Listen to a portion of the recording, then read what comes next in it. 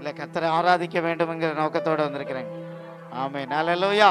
சோதரி, எனவே அல்லேலூயா. கர்த்தரையே ஏகமாய் துதியுங்கள், அவர் நடத்தும் செயல்கள் எல்லாம் பார்த்தோரை துதியுங்கள். இந்த பாடலை பாடி ஆண்டவருடைய நாமத்தை மகிமைப்படுத்துவோம். கர்த்தர் நம்மை ஆசீர்வதிப்பாராக. அல்லேலூயா.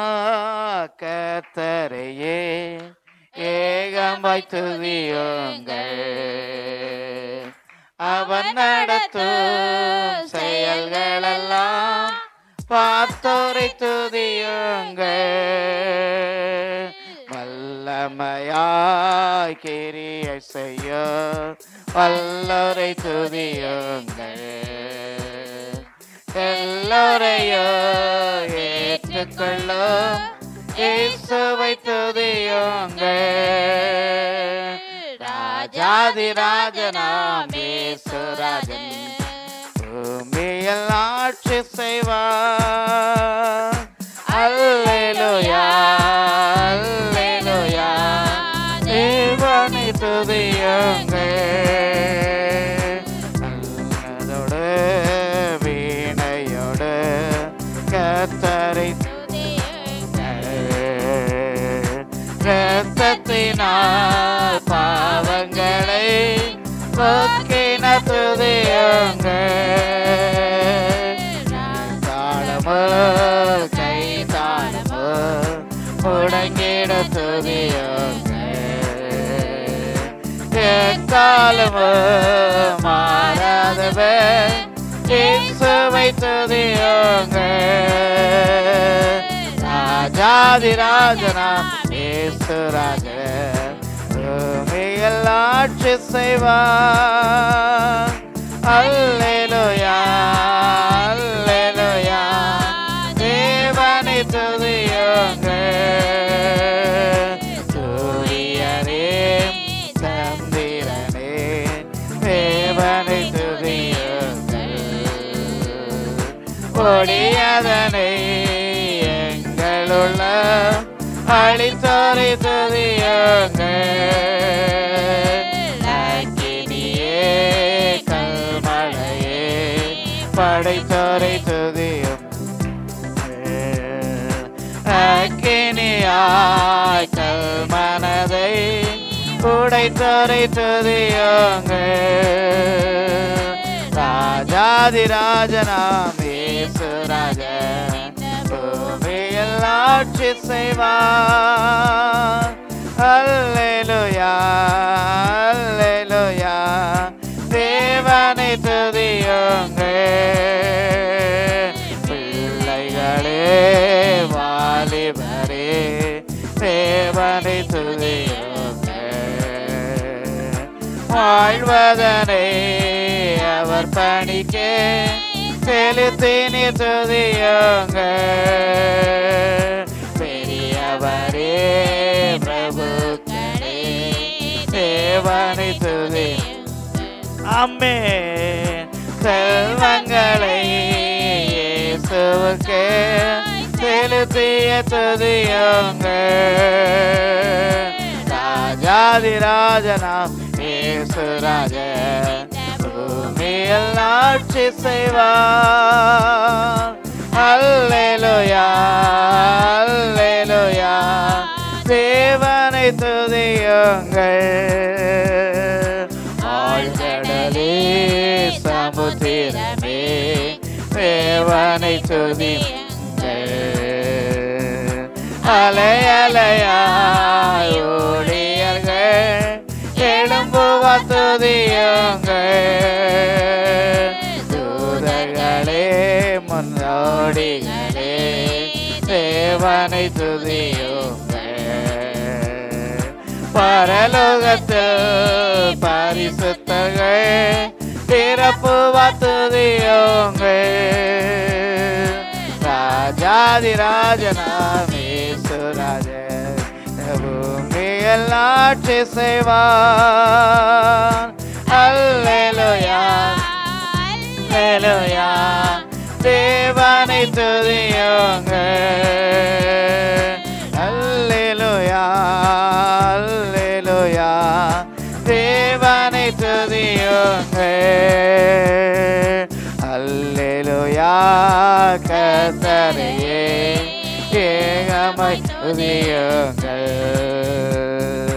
அவர் நடத்தும் செயல்களெல்லாம் பார்த்தோரை துதியுங்கள். வல்லமையாய் கிரியை செய்யும் வல்லோரை துதியும். ஆமென். வல்லோரை துதியுங்கள். எல்லோரையும் ஏற்றுக்கொள்ளும் இயேசுவை துதியுங்கள். கரம் தட்டி ராஜாதி ராஜனாம் இயேசு ராஜன் பூமியில் ஆட்சி செய்வார்.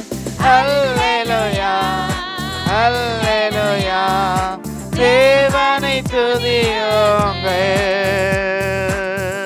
அல்லேலூயா. கரங்களை உயர்த்தி வர அல்லேலூயா சொல்ல. அல்லேலூயா அல்லேலூயா.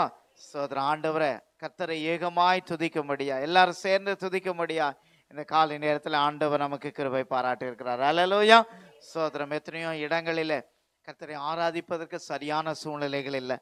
எத்தனையோ பேர் பல மைல்கள் தாண்டி சர்ச்சுக்கு போகிற ஒரு சூழ்நிலை. ஆனால் ஆண்டவர் இன்றைக்கு அவரை ஆலயத்தில் வந்து நாம் ஆராதிக்க ஆண்டவர் கிருபை செய்திருக்கிறார். அல்லேலூயா. ஒரு அல்லேலூயா சொல்லலாமா? அல்லேலூயா. சோதரன் பாடலை பாடி ஆண்டவருடைய நாமத்தை மகிமைப்படுத்தும். அதி சீக்கிரத்தில் நீங்கிவிடும் இந்த லேசான உபத்திரவம். சோர்ந்து போகாதே, நீ சோர்ந்து போகாதே. அல்லேலூயா. அதி சீக்கிரத்தில் நீங்கிவிடும் என்னது? லேசான உபத்திரம். சரியா? நான் ஒரு கேள்வி கேட்குறேன். யார் உபத்திரம் இல்லைன்னு சொல்லுங்க, உங்களுக்கு 100 ரூபா தாரேன். யாராவது உபத்திரம் இல்லாமல் இங்கே வந்திருக்கீங்களா? யாராவது இங்கே ஒரு கை தூக்குறாப்புல? யாரு? ஒரு ஷாலு போட்டீங்களா? சரியா? அப்போ எல்லாருக்கும் ஏதோ ஒரு சின்ன சின்ன நெருக்கங்கள் பாடுகள் உண்டு. அல்லேலூயா. யாருமே நெருக்கம் இல்லை, பாடு இல்லை, வேதனை இல்லை, எனக்கு எல்லாமே கரெக்டாக இருக்குன்னு யாரும் என்ன செய்ய முடியாது, சொல்ல முடியாது. சின்ன பிள்ளைகிட்ட கேளுங்க, அவங்களுக்கு ஏதாவது ஒரு கவலை. சரியா? எனக்கு பிஸ்கெட்டு தரல, எனக்கு என்ன செய்யலை, வீட்டில் அடிச்சுட்டாங்க எங்கள் அப்பா, ஏன்னா வசனம் சொல்ல சொல்லி அடிச்சுட்டாங்க, ஏதாவது ஒரு சின்ன சின்ன உபத்திரவங்கள். ஆனால் இந்த உபத்திரம் வந்தால் நம்மை பரிசுத்தமானாய் மாற்றும். எத்தனை பேர் விசுவாசிக்கிறீங்க? அல்லேலூயா. யோபு அவர் பரிசுத்தன் உத்தமன் என்று நிலைத்துப்படுத்துவதற்கு அவருக்கு ஒரு பெரிய சோதனை வந்தது. அந்த சோதனையின் முடிவில் அவன் உத்தமன் என்று நிரூபிக்கப்பட்டான். ஒரு அல்லேலூயா சொல்லலாமா? அப்போ நமக்கு வருகிற சோதனைகள் நெருக்கங்கள் நம்மளை மூழ்கடிப்பதற்கு அல்ல, நம்மை அமிழ்த்துவதற்கு அல்ல, நம்மை இன்னும் பூரணமாய் நம்மை பூரணமாப்படுத்துவதற்கு. அல்லேலூயா அல்லேலூயா. அந்த தங்கத்தை பாருங்க, அது தீயில போட்டு என்ன செய்யறாங்க? உடம்பிடப்படுகிறாங்க. 1 முறை 2 முறை 7 முறை எடுத்தாச்சுன்னா தான் அதை சுத்த 24 கேரட்டா மாறுகிறது. அல்லேலூயா. அப்ப நம்ம அதிகமாய் எந்த அளவுக்கு ஸ்தோத்திரம் நெருக்கப்படுகிறோமோ அந்த அளவுக்கு சுத்த பொன்னாக நாம் விளங்குவோம். அல்லேலூயா. ஸ்தோத்திரம். அதி சீக்கிரத்தில் நீங்கிவிடும் இந்த லேசான உபத்திரவம். சோர்ந்து போகாதே, நீ சோர்ந்து போகாதே. ஸ்தோத்திரம். நம்மை அழைத்த தேவன் உண்மையுள்ளவராய் இருக்கிறார். கரங்களை தட்டி எல்லாரும் சேர்ந்து பாடுவோமா? அதி சீக்கிரத்தில் நீங்கிவிடு இந்த லேசான உபத்திரவம். அதி சீக்கிரத்தில் நீங்கிவிடு இந்த லேசான உபத்திரவம். சோர்ந்து போகாதே, நீ சோர்ந்து போகாதே, சோர்ந்து போகாதே, நீ சோர்ந்து போகாதே. அதி சீக்கிரத்தில் நீங்கிவிடு இந்த லேசான உபத்திரவம். அதி சீக்கிரத்தில் நீங்கிவிடு இந்த லேசான உபத்திரவம். உள்ளான மனிதன் நாளுக்கு நாள் புதிதாக்கப்படுகின்ற நேரம் இது. உள்ளான மனிதன் நாளுக்கு நாள் புதிதாக்கப்படுகின்ற நேரம் இது. சோர்ந்து போகாதே, நீ சோர்ந்து போகாதே, சோர்ந்து போகாதே, நீ சோர்ந்து போகாதே. அதி சீக்கிரத்தில் நீங்கிவிடு இந்த லேசான அதி சீக்கிரத்தில் நீங்கிவிடு இந்த லேசான உபத்திரவம். ஈடு இணையெல்லாம் மகிமை இதனால் நமக்கு வந்திடுமே எல்லாம் மகிமை, இதனால் நமக்கு வந்திடுமே. சோர்ந்து போகாதே, நீ சோர்ந்து போகாதே, சொல்லுங்க, சோர்ந்து போகாதே, நீ சோர்ந்து போகாதே, அதி சீக்கிரத்தில் அம்மே இந்த லேசான உபத்திரவ அதி சீக்கிரத்தில் நீங்கி விடும் இந்த லேசான உபத்திரவ. காண்கின்ற உலகம் தேடவில்லை, காணாத பரலோகம் நாடுகிறோம். காண்கின்ற உலகம் தேடவில்லை, காணாத பரலோகம் நாடுகிறோம். சார்ந்து போகாதே, சார்ந்து ஆமென், சார்ந்து ஆமென், நீ சார்ந்து போகாதே, அதி சீக்கிரத்தில் இங்கே விடும் இந்த லேசான உபத்திரவ அதி சீக்கிரத்தில் நீங்கே விடும் இந்த லேசான உபத்திரவ. கிறிஸ்துவின் பொருட்டு நெருக்கப்பட்டான், பாக்கியம் நமக்கு பாக்கியமே. கிறிஸ்துவின் ஆமென். ஓ நெருக்கப்பட்டால், எஸ் லார்ட், பாக்கியமே. சார்ந்து போகாதே, கிறிஸ்துவின் பொருட்டு நாம் நெருக்கப்பட்டால், ஆமென், சார்ந்து போகாதே, சார்ந்து போகாதே, நீ சார்ந்து போகாதே, அடி சீக்கிரத்தில் ஆமென் இந்த லேசான உபத்திரவ அதி சீக்கிரத்தில் நீங்கி விடும் இந்த லேசான. மன்னவன் இயேசு வருகையிலே பகிர்ந்து நாமும் களிகூறுவோம். ஆமென். வருகையிலே பகிர்ந்து சார்ந்து போகாதே, நீ சார்ந்து ஆமென், சார்ந்து போகாதே, நீ சார்ந்து போகாதே, அதி சீக்கிரத்தில் எங்கே விடும் இந்த லேசான உபத்திரவ அதி சீக்கிரத்தில் நீங்கி விடும் இந்த லேசான உபத்திரவ. சோர்ந்து போவதில்லை, நான் சோர்ந்து போவதில்லை, சொல்லுங்க, சோர்ந்து போவதில்லை, நான் சோர்ந்து போவதில்லை, அதி சீக்கிரத்தில் இங்கே விடும் இந்த லேசான உபத்திரவ அதி சீக்கிரத்தில் நீங்கி விடும் இந்த லேசான உபத்திரவ. அல்லேலூயா. அலங்கார வாசலாலே பிரவேசிக்க வந்து நிற்கிறோம், தேவ வீட்டின் நன்மையாலே நிரம்பிட வந்து நிற்கிறோம். அலங்கார வாசலாலே பிரவேசிக்க வந்து நிற்கிறோம், தேவ வீட்டின் நன்மையாலே நிரம்பிட வந்து நிற்கிறோம். ஆராதிக்க வந்தோம், அன்பு கூற வந்தோம், யெகோவா தேவனே. துதித்திட வந்தோம், தொழுதிட வந்தோம், தூயவர் இயேசுவே. சொல்லுங்க, ஆராதிக்க வந்தோம், அன்பு ஆமென், யெகோவா தேவனே. துதித்திட வந்தோம், தொழுதிட வந்தோம், தூயவர் இயேசுவே. ஆலயம் சொல்லுவதே அது மகிழ்ச்சியை தந்திடுதே, ஆலயம் செல்லுவதே அது மகிழ்ச்சியை தந்திடுதே. சபையுடனே உம்மை துதித்திடவே கிருபையும் கிடைத்திட்டதே. என் சபையுடனே உம்மை துதித்திடவே கிருபையும் கிடைத்திட்டதே. ஆராதிக்க தேவனே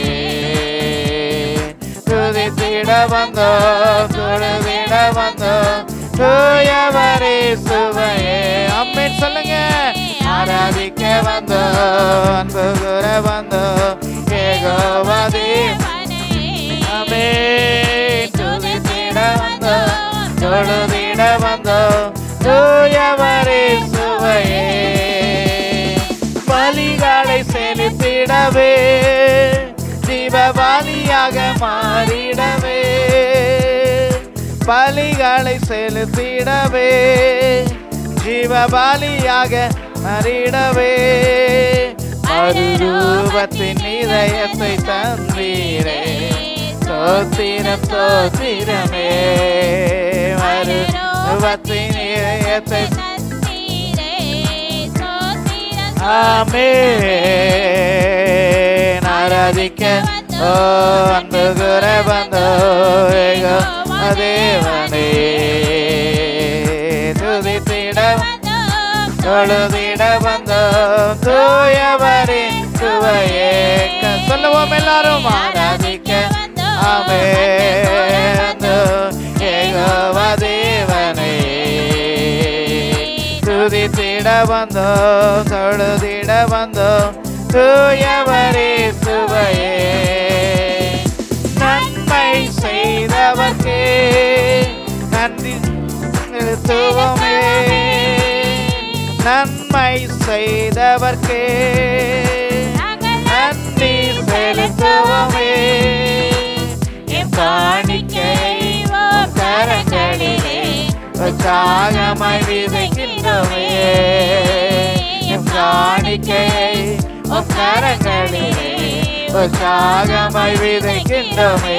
கரம் தட்டி ஆராதி ஓரா பாபா பாபா லரவா இயேசுவே.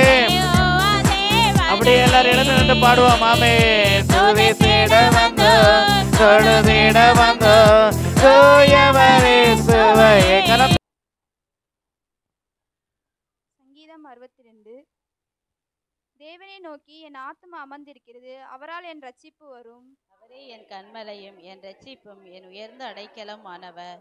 நான் அதிசயமாய் யோசிக்கப்படுவதில்லை. நீங்கள் எது வரைக்கும் ஒரு மனுஷருக்கு தீங்கு செய்ய நினைப்பீர்கள்? நீங்கள் அனைவரும் சங்கரிக்கப்படுவீர்கள், சாய்ந்த மதிலுக்கும் ஈந்த சுவருக்கும் ஒப்பாவீர்கள். அவர்களுடைய மேன்மையிலிருந்து அவர்களை தள்ளும்படியே அவர்களை ஆலோசனை பண்ணி அபத்தம் பேசிட விரும்புகிறவர்கள் தங்கள் வாயினால் ஆசீர்வதித்து தங்கள் உள்ளத்திலே சபிக்கிறார்கள். என் ஆத்துமாவே தேவனை நோக்கி அமர்ந்திரு, நான் நம்புகிறது அவராலே வரும். அவரே என் கண்மலையும் என் ரட்சிப்பும் என் உயர்ந்த அடைக்கலமானவர். நான் அசைக்கப்படுவதில்லை.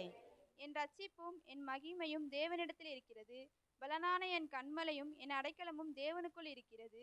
ஜனங்களே, எக்காலத்திலும் அவரை நம்புங்கள், அவர் சமூகத்தில் இதயத்தை ஊற்றிவிடுங்கள். தேவன் தமக்கு அடைக்கலமாக இருக்கிறார். கீழ் மக்கள் மாயையும் மேன்மக்கள் மாயுமே தராசிலே வைக்கப்பட்டால் அவர்கள் எல்லாருக்கும் மாயையிலும் லேசானவர்கள். கொலையினாலும் பெருமைப்படாதுங்க. ஐஸ்வர்யம் விருத்தியானால் இருதயத்தின் அது மேல் வைக்காதே. தேவன் ஒரு தரம் விளம்பினார், 2 தரம் கேட்டிருக்கிறேன். வல்லமே தேவனுடையது என்பதே. கிருபையும் உம்முடையது. ஆண்டவரே, தேவரீர் அவரது செய்கைக்கு தக்கதாக பலன் அளிக்கிறீர்.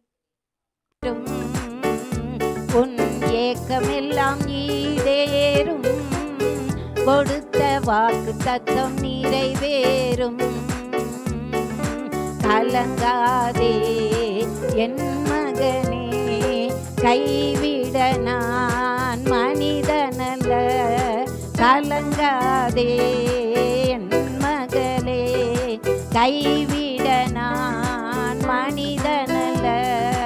மறக்கப்படுவதில்லை நீ, என்னால் மறக்கப்படுவதில்லை. மறக்கப்படுவதில்லை நீ, என்னால் மறக்கப்படுவதில்லை. சொல்லுங்க சத்தமா, ஹல்லேலூயா. கர்த்தருடைய நல்ல நாமம் மகிமைப்படுவதாக.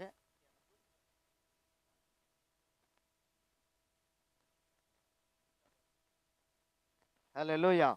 Thank you Jesus. இந்த காலை நேரத்தில் இந்த ஆராதனையில வந்திருக்கிற உங்கள் யாவரையும் ரட்சகர் இயேசு கிறிஸ்துவின் நாமத்தினாலே வாழ்த்து வரவேற்கிறேன். எத்தனை பேர் சந்தோஷமா இருக்கிறீங்க? எத்தனை பேர் துக்கமா இருக்கிறீங்க? எத்தனை பேர் கவலையாடி இருக்கிறீங்க? சரி, எத்தனை பேர் உற்சாகமா இருக்கிறீங்க? ஹல்லேலூயா. ஸ்தோத்திரம். ஆண்டவருடைய வார்த்தையை நாம் தியானிக்க போகிறோம். ஸ்தோத்திரம். இங்க கேட்க போகிற வார்த்தைகள் என்னுடைய வார்த்தைகள் அல்ல, ஆண்டவர் இன்றைக்கு நமக்கு தரப்போகிற வார்த்தைகள். எத்தனை பேர் விசுவாசிக்கிறீங்க? வேத வசனங்கள் எல்லாம் ஆவியானவர் நமக்கு கொடுத்தவை. வாக்குத்தத்தங்கள் எல்லாம் ஆண்டவர் நமக்காக, ஸ்தோத்திரம், நம்முடைய ஆவிக்குரிய வளர்ச்சிக்காக ஆண்டவர் தந்திருக்கிறார். எனவே இவைகளை நாம் வாசிக்கும் பொழுது, தியானிக்கும் பொழுது உண்மையாகவே நம்முடைய உள்ளங்களிலே ஆண்டவர் பேசுகிறவராக இருக்கிறார். ஹல்லேலூயா. இந்த நாளிலும் எபேசியர் எழுதின நிருபம், அப்போஸ்தலனாகிய பவுல் எபேசியருக்கு எழுதின நிருபம் 1ஆம் அதிகாரம், அதிலிருந்து சில காரியங்களை நாம் தியானிக்க போகிறோம். 236வது பக்கத்தில் இருக்கிறது. 236வது பக்கத்தில் எபேசியர் 1ஆம் அதிகாரத்திலிருந்து சில காரியங்களை நம்ம வாசிக்க போகிறோம். சரியா? அப்போ கவனிங்க, அப்போஸ்தலனாகிய பவுல், சரியா, எபேசியருக்கு எழுதின நிருபம் அப்படின்னு பார்க்கிறோம். எபேசியர்னா யாரு? எபேசியர்னா யாரு?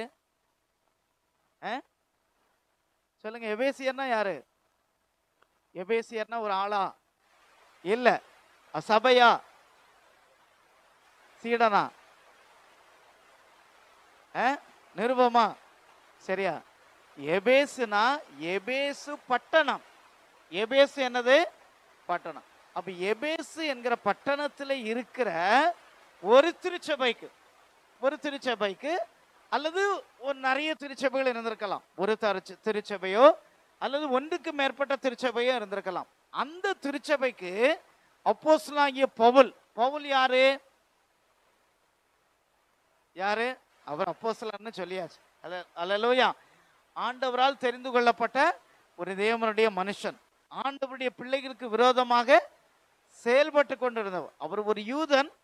வேத பிரமாணங்கள், பழைய ஏற்பாடு எல்லாத்தையும் கரைச்சி குடிச்ச ஒரு ஸ்தோத்திரம் நல்ல ஒரு பண்டிதர். ஸ்தோத்திரம். ஆனா இயேசு கிறிஸ்து அவருடைய பிரமாணங்கள் அதெல்லாம் அவருக்கு பிடிக்காம இருந்துச்சு. அவருக்கு பிடிக்காம இருந்ததுனால அந்த பவுல் கிறிஸ்தவர்களை துன்புறுத்தவும், கிறிஸ்தவர்களை நெருக்கவும், கிறிஸ்தவர்களை கொலை செய்யும்படி கவர்மெண்ட்ல என்ன வாங்கியிருந்தாரு? அதிகாரம் வாங்கி அவங்களை கொலை செய்து கொண்டு இருந்த ஒரு மனிதன் தான் அப்போஸ்தலனாகிய பவுல். அப்போ அந்த பவுல் ஒரு நாளிலே அங்கு உள்ள சபையில் உள்ள மக்கள் எல்லாம் துன்புறுத்தும்படியாக போயிட்டு இருக்கும் பொழுது ஒரு நாளிலே ஆண்டவராகிய இயேசு அவரை சந்தித்தார். ஒரு அல்லேலூயா சொல்லலாமா? அப்போ ஆண்டவர் எல்லா மனிதனையும் என்ன செய்கிறார்? சந்திக்கிறார். அல்லேலூயா சொல்லலாமா? எல்லாரையும் சந்திக்கிறார். அது ஒரு பாமர மக்களாக இருக்கலாம், ஏழையாக இருக்கலாம், பணக்காரராக இருக்கலாம். ஏதோ ஒரு விதத்திலே ஒவ்வொரு மனிதனையும் ஆண்டவர் என்ன செய்கிறார்? சந்திக்கிற தேவனாக இருக்கிறார். அப்போ ஆண்டவர் அவரை சந்தித்து என்ன செய்கிறார் என்றால், அந்த ஒரு பிரகாசமான ஒரு வெளிச்சம் அவருக்கு உண்டானது. அல்லேலூயா. அப்போ பாருங்க, பிரகாசமான ஒரு வெளிச்சம் உண்டான உடனே அந்த வெளிச்சத்துல ஆண்டவர் அவரோடு கூட பேசுகிறார். சரியா? அப்போ பவுலேன்னு கூப்பிடுகிறார். அவர்கிட்ட கேட்கிறாரு, யாருப்பா அப்படின்னு சொல்லி. அப்போ என்னுடைய ஜனங்களை, என்னை துன்பப்படுத்துகிற, சரியா, நீ யாரை துன்பப்படுத்துகிறியோ அவர் தான் நான் என்ன சொல்லி ஆண்டவர் என்ன செய்கிறார்? பேசுகிறார். அப்போ யாருன்னு அவரை பார்க்கும் பொழுது ஆண்டவராகிய இயேசு கிறிஸ்து அவரோடு பேசுகிறார். அல்லேலூயா. அப்பதான் உணர்வு அடைகிறார். ஐயோ, இந்த கிறிஸ்தவர்களெல்லாம் ஆண்டவரை பின்பற்றிக்கொள்ள நான் துன்பப்படுத்துகிறேனே, அவர் தான் என்னோடு கூட பேசுகிறார் என்று சொல்லி அவர் அந்த நாளிலே ஆண்டவருக்கு தன்னுடைய வாழ்க்கையை ஒப்பு கொடுத்து உண்மையான ஒரு சீஷனாக மாறி அவர் அநேக சபைகளை நிறுவி அநேக திருச்சபைகளுக்கு என்ன செய்தார்? நிருபங்களை எழுதி அவைகளை ஊக்கப்படுத்தும்படியான காரியத்தை செய்தார். அல்லேலூயா. அப்போ அப்போஸ்தலனாகிய புதிய ஏற்பாட்டில் பெரும்பாலான பகுதி யார் எழுதின புத்தகங்கள் தான்? அப்போஸ்தலனாகிய பவுல். கிட்டத்தட்ட 12 புத்தகங்கள் ஆதாரபூர்வமாக இருக்கிறது. 13வது புத்தகம் என்ன செய்யல அவர் எழுதியிருக்கலாம் என்று சொல்லி தீர்மானிக்கப்படுகிறது. அந்த எழுத்து நடை எல்லாம் அவர்தான். ஆனால் அவர்தான் எழுதினான்ங்கிறதுக்கு ஆதாரம் இல்லை, ஆனால் அவர்தான் எழுதியிருக்கலாம். அப்போ பெரும்பகுதியான நிருபங்களை, கடிதங்களை நமக்கு எழுதி இந்த வேதாகமத்தில் வைத்திருக்கிற அப்போஸ்தலனாகிய பவுல் எபேசு என்கிற பட்டணத்தில் உள்ள அந்த விசுவாசிகளுக்கு எழுதுகிறார். அல்லேலூயா. அப்ப அங்கு எழுதும்போது ஒரு கேள்வியோடு, அல்லது நீங்க யார் என்பதை அறிந்து கொள்ள வேண்டும் என்று சொல்லி இந்த 1ஆம் அதிகாரத்தை அவர் எழுதுகிறார். அல்லேலூயா. யாருக்கு எழுதுகிறார்? யாருக்கு எழுதுகிறார்? எபேசில் உள்ள விசுவாச மக்களுக்கு, சபை மக்களுக்கு. சரியா? எழுதுறது யாரு? அப்போஸ்தலனாகிய பவுல்.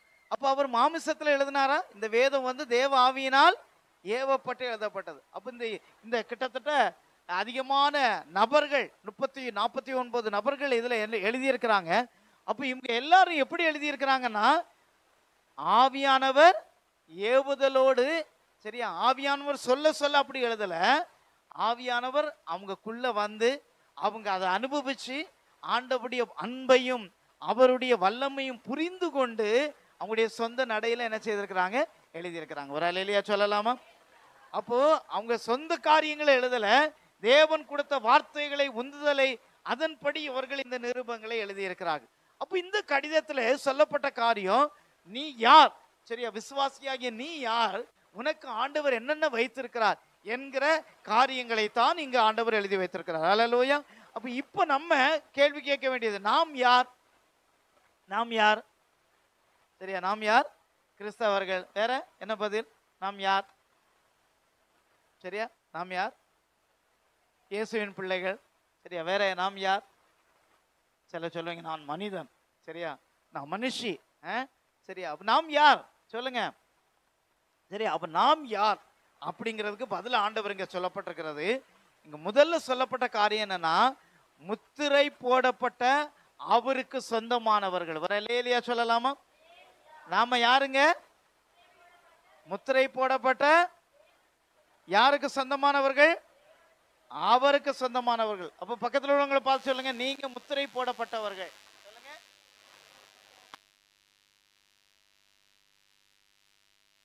முத்திரை போடப்பட்டு யாருக்கு சொந்தமானவர்கள்? யாருக்கு சொந்தமானவர்கள்? இயேசுவுக்கு சொந்தமானவர்கள். அப்ப இங்க பாருங்க, முத்திரை போடப்பட்டவர்கள். அப்ப முத்திரை போடப்பட்டவர்கள்னா, முத்திரை எதுக்கு போடுவாங்க? முத்திரை போட்டாச்சுன்னா அதை எடுக்க முடியுமா? எடுக்க முடியுமா? முத்திரை யார் போடுவாங்க? யார் தான் போட முடியும்? சொந்தக்காரங்களை போட முடியும், அரசு தான் போட முடியும். சரியா, இப்ப இந்த வீடு எனக்கு சொந்தமா இருக்குன்னு வைங்களேன், இந்த வீடு எனக்கு சொந்தம். சரியா, நான் தான் கட்டினேன், நான் தான் பணம் செலவு பண்ணேன். ஆனா அரசுக்கு செலுத்த வேண்டிய கொஞ்சம் வரியை நான் செலுத்தலை. அப்போ அரசாங்கம் நேராக வந்து ஒரு பெரிய பூட்டை போட்டு என்ன செய்யும்? ஒரு முத்திரை பண்றோம். அப்போ நம்ம சொல்ல முடியாது, இந்த நான் கட்டின வீடு இது எனக்கு தான் சொந்தம்னு என்ன செய்ய முடியாது? சொல்ல முடியும். அரசுக்கு என்ன இருக்கு? அதிகாரம் இருக்கிறது. அல்லேலூயா. அப்ப அதே போல நாம இந்த உலகத்துல பிறந்தாலும் வளர்ந்தாலும் யாரால் முத்திரை போடப்பட்டவர்கள்? ஆண்டவரால் முத்திரை போடப்பட்டவர்கள். ஒரு அல்லேலூயா சொல்லலாமா? அல்லேலூயா. அப்ப நீங்க கேட்கலாம், பாஸ்டர் எனக்கு முத்திரை எங்க இருக்கு பாஸ்டர் அப்படின்னு கேட்கலாம். முத்திரை எங்க இருக்கு? முத்திரை எங்க இருக்கு? சரியா, நம்முடைய தலையில ஆண்டவர் ஒரு முத்திரையை கொத்தி இருக்கிறார். அவர் அல்லேலூயா சொல்லலாமா? என்ன முத்திரைன்னா, அவருடைய ரத்தம் நம்முடைய தலையில இருக்கிறது, அவருடைய ரத்தம் நம்முடைய நெத்தியில இருக்கிறது, அவருடைய ரத்தம் நம்முடைய சரீரத்திலே பூசப்பட்டிருக்கிறது. அதுதான் அவருடைய முத்திரை. ஒரு அல்லேலூயா சொல்லலாமா? இது யாருக்கு தெரியும்? நமக்கு தெரியாது. யாருக்கு தெரியும்? யாருக்கு தெரியும்? கரெக்டா சொல்லுங்க பார்க்கலாம். யாருக்கு தெரியும்? பிசாசுக்கு தெரியும். பிசாசுக்கு தெரியும். ஏன்னா இந்த மகன், இந்த மகள் யாரால் முத்திரை போடப்பட்டவள்? ஆண்டவரால் முத்திரை போடப்பட்டவள். அல்லேலூயா.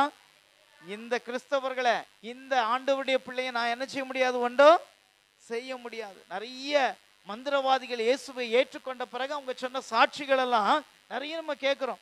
அப்ப கேட்கும்போது நிறைய பேர் அவங்ககிட்ட வந்து, இந்த குடும்பத்தை அழிக்கணும், இந்த குடும்பத்துக்கு விரோதமா மந்திரம் பண்ணணும், இந்த குடும்பம் ஒண்ணு இல்லாம போகணும், இவங்களை கொலை பண்ணணும், அல்லது இவங்க வந்து மரித்து போகணும், ஏதாவது செய்யணும் சொல்லி அவங்ககிட்ட வந்து சொன்னாங்கன்னா, அந்த மந்திரவாதிகள் சில காரியங்களை செய்யும் போது அவங்க சொல்லிடுவாங்களா, இவங்களுக்கு விரோதமா நான் என்ன செய்ய முடியாது? எதுவுமே செய்ய முடியாது. காரணம் என்ன? காரணம் என்ன? அவங்க மேல என்ன இருக்கிறது? இயேசுவின் ரத்தம் இருக்கிறது. அவங்க முத்திரை போடப்பட்டவர்கள். வரலையா சொல்லலாமா? அப்ப நாம இயேசுவால் முத்திரை போடப்பட்டவர்கள். அப்போ அப்போஸ்தலனாகிய பவுல் அந்த சபையில் உள்ள மக்களுக்கு சொல்லுகிறார், நீங்க எல்லாரும் எப்படிப்பட்டவர்கள்? முத்திரை போடப்பட்டவர்கள், அவருக்கு சொந்தமானவர்கள். வரலையா சொல்லலாமா? அப்ப நாம யாருக்கு சொந்தங்க? யாருக்கு சொந்தம்? இயேசுவுக்கு சொந்தம். வரலையா சொல்லலாமா? அல்லேலூயா. அப்ப பாருங்க, நான் நிறைய இடங்களுக்கு போயிருக்கேன். இந்தியாவில் பல இடங்களுக்கு போயிருக்கேன், வெளிநாட்டுல சில இடங்களுக்கு போயிருக்கிறேன். அப்போ போகும்போது சில ஆண்டுபடி பிள்ளைகளை நம்ம சந்திக்கும் போது அவங்க பிரைஸ் லார்ட் அப்படின்னு சொல்லி கட்டி தழுவி அவங்க வீட்டில் சாப்பாடு கொடுத்து அவங்க வீட்டில் தங்க வச்சு அவங்கள நம்மளை நல்ல முறையில் உபசரிக்கிறாங்க. ஏன் உபசரிக்கிறாங்க? ஏன் இப்படி செய்யறாங்க? ஏன் இப்படி செய்யறாங்க? நம்ம சொந்தக்காரங்க என்னாலயா? இல்ல நம்ம ஊர்ல இருந்து வந்திருக்காங்க அப்படிங்கிறதுனாலயா? இல்ல, நாம் இயேசுவின் ரத்தத்தினால் கழுவப்பட்ட ஒரே பிள்ளைகள். அல்லேலூயா. ஒரு அல்லேலூயா சொல்லலாமா? யாரால கழுவப்பட்டவர்கள்? இயேசு கிறிஸ்துவின் ரத்தத்தினாலே கழுவப்பட்ட பிள்ளைகள். அதனாலதான் அந்த ஒரு அன்பு நமக்கு இருக்கிறது, அந்த உறவு நமக்கு இருக்கிறது. அப்போ அவருக்கு நாம் சொந்தமானவர்கள். ஒரு அல்லேலூயா சொல்லலாமா? நாம் யாருக்கு சொந்தமானவர்கள்? இயேசுவுக்கு சொந்தமானவர்கள். இந்த உலகத்தில் உள்ள அப்போ மற்றவங்க எல்லாம் யாருக்கு சொந்தமானவங்க? பிசாசுக்கு சொந்தமானவங்களா? யாருக்கு சொந்தமானவங்க? அவர்களும் இயேசுவுக்கு எப்படிப்பட்டவர்கள்? சொந்தம். அவரால் உருவாக்கப்பட்டவர்கள். அவரால் உருவாக்கப்பட்டவர்கள். ஆனா அவர்களுக்கும் நமக்கு ஒரு வித்தியாசம் இருக்கிறது. இல்லையா சொல்லலாமா? அவர்களுக்கும் நமக்கு ஒரு வித்தியாசம். என்ன வித்தியாசம்னா, இதுல நிறைய காரியங்களை இந்த 1ஆம் அதிகாரத்துல நீங்க வீட்டுல போய் வாசிங்கன்னா அநேக தேவ சத்தியங்கள் இதுல எழுதப்பட்டிருக்கு. எபேசியர் நிருபம் நம்ம அவ்வளவு சீக்கிரத்துல நம்ம புரிந்து கொள்ள முடியாது.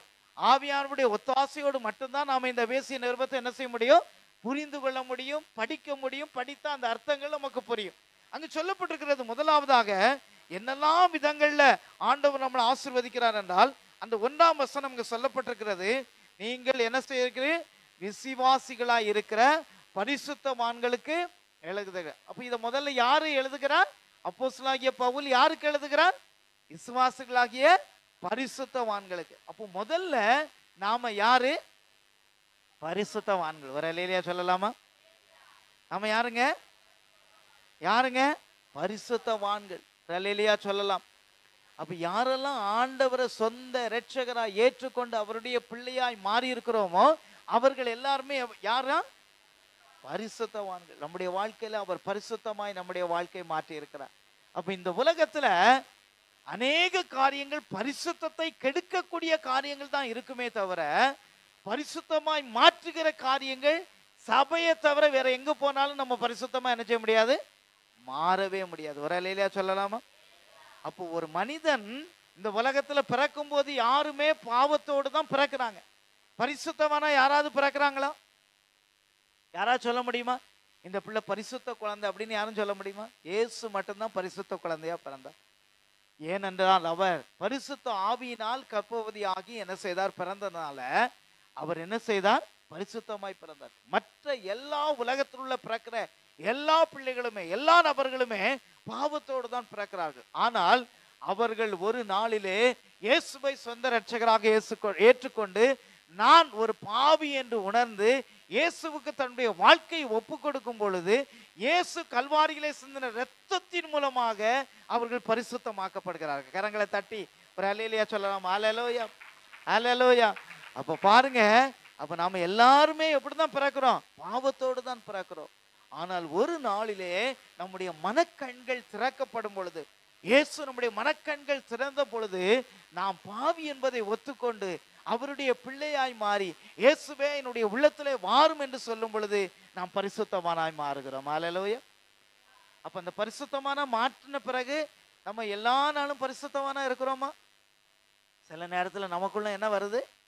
நம்ம அறியாம என்ன செய்திடலாம்? பாவங்கள் செய்யலாம். திடீர்னு ஒருத்தங்க காலையில் என்ன சாப்பிட்டீங்க அப்படின்னு கேட்குறாங்க. கேட்ட உடனே என்ன செய்யணும்? நான் இன்னைக்கு இட்லி சாப்பிட்டேன். அப்புறம் 1 மணி நேரம் கழிச்சது பிறகுதான் ஐயோ நம்ம சாப்பிட்டது என்னது? தோசை. சரியா? அல்லது சாப்பாடுல சாப்பிட்டேன், ஆனா என்ன சொல்லிட்டேன்? இட்லின்னு அப்ப அது பொய் தானே இல்லையா? பொய் தானே. அப்ப இத மாதிரி சில நேரத்துல தவறுகள் நாம் செய்யலாம். அறிந்தும் அறியாமலும் செய்கிற தவறுகளை அவர் நமக்கு மன்னிக்கிறவராய் இருக்கிறார். அல்லேலூயா. அப்ப ஆண்டவர் நம்மை பரிசுத்தமானாய். அப்ப நாம் யார்? முதல்ல தெரிந்து கொள்ள வேண்டும். நான் யார்? நான் பரிசுத்தமாக்கப்பட்ட பிள்ளை. ஒரு அல்லேலூயா சொல்லலாமா? இரண்டாவதாக, ஆண்டவர் நம்மை தெரிந்து கொண்ட பிறகு ஆண்டவர் நமக்கு கொடுக்கிற ஆசீர்வாதங்கள் என்னன்னா, 2ஆம் அதிகாரத்தில் அங்க சொல்லப்பட்டிருக்கிறது, கிருபையும் சமாதானமும் என்ன செய்வதாக? உண்டாவதாக. ஒரு அல்லேலூயா சொல்லலாமா? அல்லேலூயா. அப்போ இரண்டாவது ஆண்டவர் சொல்லுகிறார், உங்களுக்கு என்னெல்லாம் உண்டாகும்? கிருபையும் சமாதானம். கரங்களை உயர்த்தி ஒரு அல்லேலூயா சொல்லலாமா? அல்லேலூயா. அப்ப இந்த உலகத்துல தேவையானது, சரியா, தேவையானது 2 காரியம். என்னன்னா, நமக்கு என்னெல்லாம் தேவை? கிருபையும் சமாதானம். கிருபையும் சமாதானம். கிருபை இல்லாட்டா நம்ம என்ன செய்ய முடியாது? வாழ முடியாது. கிருபை இல்லாம, ஆண்டவருடைய கிருபை இல்லாம நம்ம வாழவே முடியாது. அப்போ கிருபை என்றால் என்ன? கிருபை என்ன? கிருபை என்ன சொல்லுங்க? தகுதி இல்லாத ஒருவனுக்கு தேவன் அருளும் ஈவு. ஒரு அல்லேலூயா சொல்லலாமா? அப்ப தகுதி இல்லாது, இன்றைக்கு நம்ம இந்த ஆலயத்துல இருக்கிறோம்னா நாம தகுதியானவர்களா இந்த இடத்துல இருக்கிறோம்? இல்ல, தகுதி இல்லை. நம்ம ஆண்டவருடைய சமூகத்துல வருவதற்கு, ஆண்டவருடைய பிள்ளையாய் மாறுவதற்கும் நம்ம தகுதி இல்லாதவர்கள். ஆனால் ஆண்டவர் அவருடைய கிருபையினாலே நம்ம ரட்சித்து, அவருடைய கிருபையினாலே நம்ம வேறுபடுத்தி இந்த இடத்துல நம்மை கொண்டு வந்திருக்கிறார். அல்லேலூயா. அப்ப கிருபையினால ஆண்டவர் நம்மை நிரப்புகிறார். அடுத்தது என்ன கொடுக்கிறாரா? நமக்கு எதை கொடுக்கிறார்? சமாதானத்தை கொடுக்கிறார். அல்லேலூயா. அப்ப ஆண்டவருடைய ஆலயத்துக்கு வந்துட்டு போகும்போது உங்களுக்கு ஒரு சமாதானம் இருக்கா? எத்தனை பேருக்கு சமாதானமா போறீங்க? அல்லேலூயா. ஆண்டவரை நம்ம உண்மையா கர்த்தரை வந்து ஆராதிச்சு, உண்மையா அவருடைய சமூகத்துல நம்ம அவரை உயர்த்தி நம்ம போனோம்னா நம்முடைய உள்ளத்துல ஒரு பெரிய அளவிடாத சமாதானம் நமக்கு கிடைக்கிறது. அல்லேலூயா. ஒரு அல்லேலூயா சொல்லலாமா? கர்த்தர் என்ன செய்கிறார்? சமாதானத்தை நமக்கு கொடுக்கிற தேவனா இருக்கிறார் என்று சொல்லி பார்க்கிறோம். அது மட்டுமல்ல, 3வது வசனத்தை பாருங்க. ஆவிக்குரிய சகல ஆசீர்வாதத்தினாலும் நன்மையினாலும் என்ன செய்கிறார்? ஆசீர்வதித்திருக்கிறார். அப்ப ஆண்டவர் எப்படி ஆசீர்வதிக்கிறாரா? ஆவிக்குரிய சகல ஆசீர்வாதத்தினாலும் நன்மையினாலும் நம்மளை என்ன செய்கிறாரா? ஆசீர்வதிக்கிறார். அப்ப நம்ம இந்த உலகத்துல நம்ம நினைக்கிற ஒரு காரியம் என்னன்னா, பெரும்பாலான மக்கள் நினைக்கிற ஒரு தவறான காரியம் என்னன்னா, ஆண்டவர் நம்ம பொருளாதாரத்தை தந்தா மட்டும்தான் ஆசீர்வாதம் நினைக்கிறாங்க. அது உண்மையா? உண்மையா? அப்ப பொருளாதாரம் மட்டும் ஆசீர்வாதம்னா, உலகத்துல இருக்கிற பெரிய பெரிய பணக்காரங்கள்லாம் அவங்க எங்க போகணும்? எங்க போகணும்? மோட்சத்துக்கு போகணும். போவாங்களா? போவாங்களா? அப்ப அவங்களுக்கு கடவுள் ஆசீர்வதிச்சிருக்கிறார்ல, பணம் நிறைய இருக்குல்ல, எல்லா ஆசீர்வாதங்களும் இருக்குல்ல. அப்ப பணமோ வசதியோ ஒரு ஆசீர்வாதம் அல்ல, ஆவிக்குரிய ஆசீர்வாதங்கள் தான் உண்மையான ஆசீர்வாதங்கள். அல்லேலூயா. அல்லேலூயா சொல்லலாமா? அப்ப ஆவிக்குரிய ஆசீர்வாதம் என்பது நம்ம ஒரு கஷ்டத்துல, ஒரு நெருக்கத்துல, ஒரு பிரச்சனையில, நமக்கு வருகிற ஒரு நெருக்கத்துல நாம ஜெபம் பண்ணும் பொழுது கர்த்தர் நம்முடைய ஜெபத்தை கேட்டு அற்புதம் செய்வாரானால் அதுதான் ஆவிக்குரிய ஆசீர்வாதம். ஒரு அல்லேலூயா சொல்லலாமா? ஆண்டவர் நம்மளை ரட்சித்திருக்கிறார் அல்லவா, அவருடைய பிள்ளையாய் மாற்றி இருக்கிறார் அல்லவா, அவரு வேறு பிரித்திருக்கிறார் அல்லவா, இந்த உலகத்திலிருந்து கர்த்தர் நம்மளை வேறு பிரித்திருக்கிறார் அல்லவா. ஒரு வேறுபட்ட ஒரு வாழ்க்கை வாழ்வதற்கு ஆண்டவர் நம்மை பிரித்து எடுத்திருக்கிறார் அல்லவா, அதுதான் உண்மையான ஆசீர்வாதம். கரங்களை உயர்த்தி ஒரு அல்லேலூயா சொல்லலாமா? அல்லேலூயா. அப்ப ஆண்டவர் என்ன செய்கிறார்? அடுத்த நாம் யார்? அப்ப நாம் யார்? யாரு? நாம ஆவிக்குரியவர்கள். சொல்லுங்க, நாம் யாரு? அடுத்தது யார்? நாம் யார்? தேவனால் என்ன செய்யப்பட்டவர்கள்? ஆசீர்வதிக்கப்பட்டவர்கள். அல்லேலூயா. அப்போ இன்னும் நம்ம நினைக்கலாம், நம்ம அந்த எண்ணங்கள் எல்லாம் மாற்றி போடணும். ஆண்டவரே, நான் நெருக்கத்துல இருக்கிறேன், பிரச்சனையில இருக்கிறேன், கடனோடு இருக்கிறேன் அப்படின்னு நினைக்கிறீங்கன்னா, ஐயோ நான் ஆசீர்வாதமா இல்லை, எனக்கு சாபமா இருக்குது அப்படி நம்ம நினைக்கிறீங்கன்னா, நீங்க நினைக்க வேண்டியது, ஆண்டவர் என்னை ரட்சித்திருக்கிறார், அதுதான் எனக்கு ஆவிக்குரிய முதன்மையான ஆசீர்வாதம். ஒரு அல்லேலூயா சொல்லலாமா? அல்லேலூயா. அவருடைய பிள்ளையா மாற்றி இருக்கிறார், அவரை நான் ஆராதிக்க தெரிந்தெடுத்து கொண்டிருக்கிறார். இரண்டாவது, இந்த இடத்துல வந்து கர்த்தரை நம்ம ஆராதிக்கிறோம். ஒரு அல்லேலூயா சொல்லலாமா? ஆண்டவருக்கு ஆராதனை என்பது என்ன செலுத்துகிறோம்? என்ன செலுத்துகிறோம்?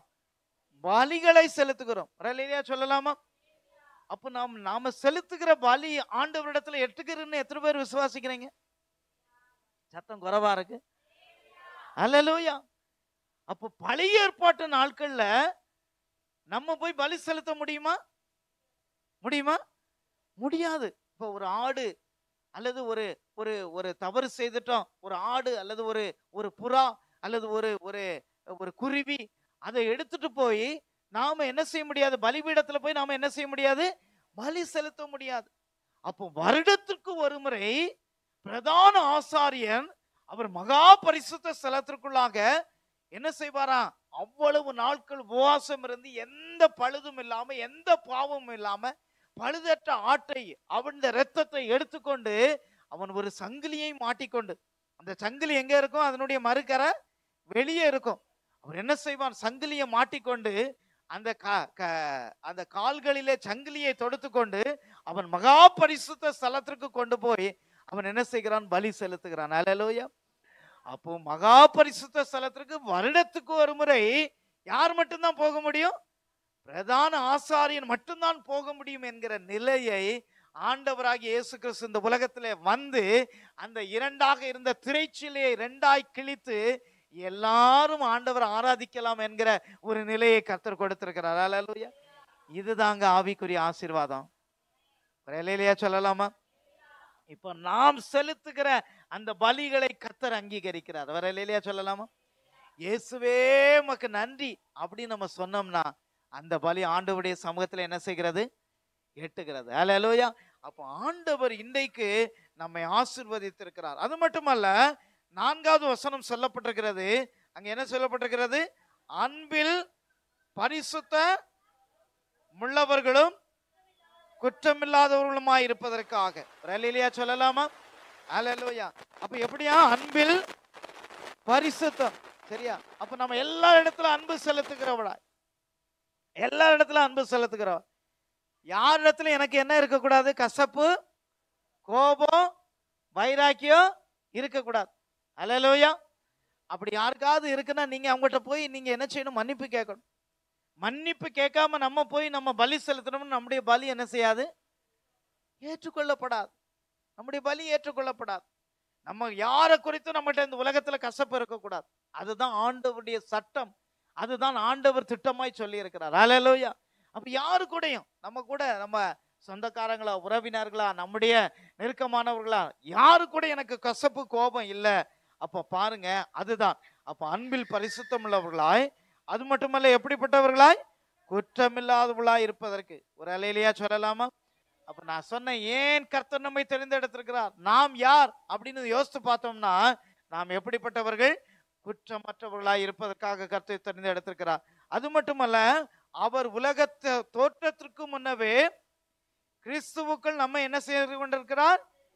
தெரிந்து கொண்டிருக்கிறார். ஒரு அல்லேலூயா சொல்லலாமா? அப்ப பாருங்க, இந்த உலகம் தோன்றதுக்கு முன்னதாகவே யோசனை பண்ணி பாருங்க. இந்த உலகத்தை ஆண்டவர் படைப்பதற்கு முன்பதாகவே இந்த உலகம் ஒன்று தோன்றும். இந்த உலகத்துல மனிதர்கள் பிறப்பார்கள். அந்த மனிதர்களெல்லாம் அங்கெங்கேயா வாழ்வாங்க.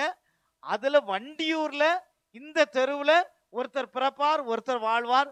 அவரை நான் தெரிந்து கொள்வேன்னு சொல்லி உலகம் தோன்றதுக்கு முன்னதாகவே ஆண்டவர் நம்மளை தெரிந்து எடுத்திருக்கிறார். அல்லேலூயா. ஒரு அல்லேலூயா சொல்லலாமா? அப்ப இந்த வார்த்தைகள் எல்லாம் பொய்யானது அல்ல. இந்த வார்த்தைகள் எல்லாம் பொய்யானதா? இந்த வார்த்தைகள் எல்லாம் ஆண்டவர் மெய்யான சத்தியமானவைகள், சத்திய வசனங்கள். அப்ப இன்றைக்கு நம்ம பார்க்கிற அந்த காரியங்கள் ஆழமான காரியங்கள். அப்போ உலக தோற்றத்திற்கு முன்னதாகவே கிறிஸ்துவுக்குள் நம்மை ஆண்டவர் தெரிந்து எடுத்திருக்கிறார். வர அல்லேலூயா சொல்லலாமா? அப்ப கரங்களை உயர்த்தி, நான் தெரிந்து எடுக்கப்பட்டவன் சொல்லுங்க. ஆண்டவருக்காக தெரிந்தெடுக்கப்பட்டவன், கர்த்தர் ஆராதிக்கிறதுக்காக தெரிந்தெடுக்கப்பட்டவன், பரலோக ராஜ்யத்திற்காக நான் தெரிந்தெடுக்கப்பட்டவன், நான் ஆண்டவருடைய பிள்ளை. அல்லேலூயா சொல்லலாம். அல்லேலூயா. அப்ப கர்த்தர் நம்மை தெரிந்து எடுத்திருக்கிறார். கர்த்தர் நம்மை தெரிந்து எடுத்திருக்கிறார். கர்த்தர் நம்மை தெரிந்து எடுத்திருக்கிறார்.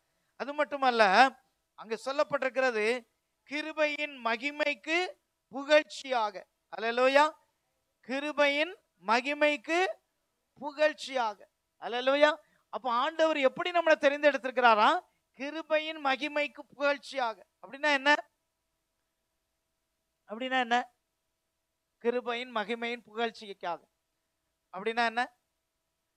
நம்ம புரிந்து கொள்ள முடியுமா? அப்ப சில வசனங்கள் ஆழமான சத்தியம் உள்ளவைகள். அவைகள் ஆவியானவருடைய துணையோடு தான் நம்ம என்ன செய்ய முடியும்?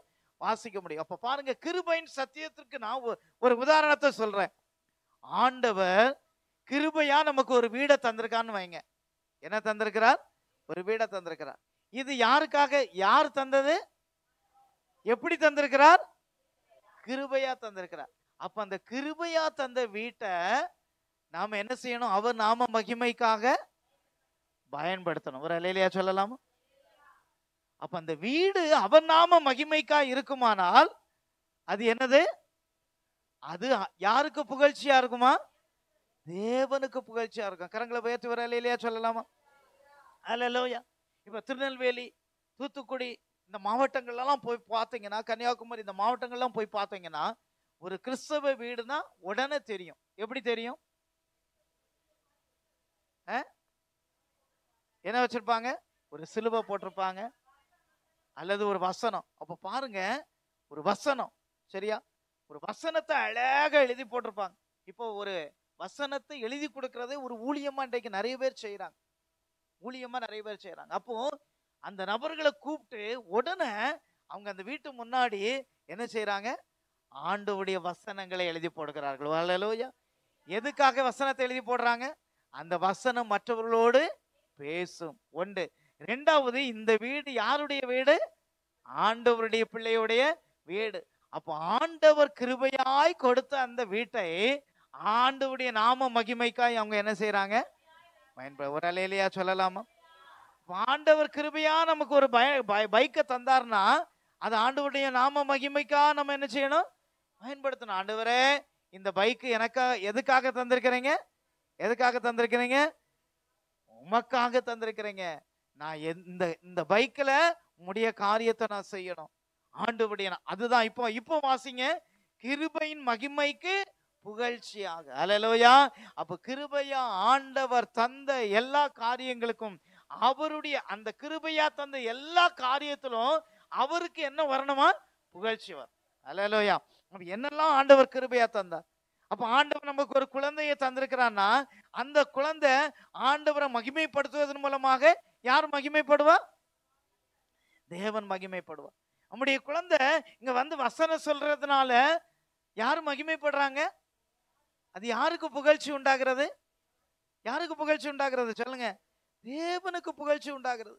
நம்முடைய பிள்ளை வசனம் சொல்வதன் மூலமா, நம்முடைய பிள்ளை பிரசங்கம் பண்ணுவதன் மூலமா, நம்முடைய பிள்ளை பாடல்களை நடத்துவதன் மூலமா, நம்முடைய பிள்ளை ஒரு கீபோர்டை வாசிக்கிறதன் மூலமா, நம்முடைய பிள்ளை ஆண்டவருடைய பிரகாரங்கள்ல இருக்கிறதுனால யாருக்கு புகழ்ச்சி உண்டாகிறது? ஆண்டவருக்கு. அப்போ நாம என்ன செய்கிறோம்னா, ஆண்டவரே, நீர் எனக்கு கிருபையா தந்த பிள்ளைய நான் யாருக்காக? உம்முடைய நாம மகிமைக்காக நான் என்ன செய்கிறேன்? அவங்கள நடத்துகிறேன். அல்லேலூயா சொல்லலாமா? அப்ப அவர்களை நடத்த வேண்டும். அதுதான் கிருபையின் புகழ்ச்சி. அடுத்தது 6ஆம் வசனத்திலே சொல்லப்பட்டிருக்கிறது, அவருடைய பிதாவின் சித்தத்தின்படியே நம்மை இயேசு கிறிஸ்துவின் மூலமாய் நமக்கு புத்திர சுவிகாரமாடி என்ன செய்கிறார்? முன் குறித்திருக்கிறார். ஒரு அல்லேலூயா சொல்லலாமா? அப்ப நான் செய்தியின் தலைப்பு என்ன? நாம் யார்? அல்லேலூயா. அப்ப நாம் யார்? புத்திர சுவிகாரத்தின் ஆவியை பெற்றவர்கள். ஒரு அல்லேலூயா சொல்லலாமா? அப்போ புத்திர சுவிகாரத்தின் ஆவியின் பெற்றவர்கள் அப்படின்னா என்னன்னா, புத்திர சுவிகாரத்தின் ஆவியை பெற்றவர்கள் என்ன?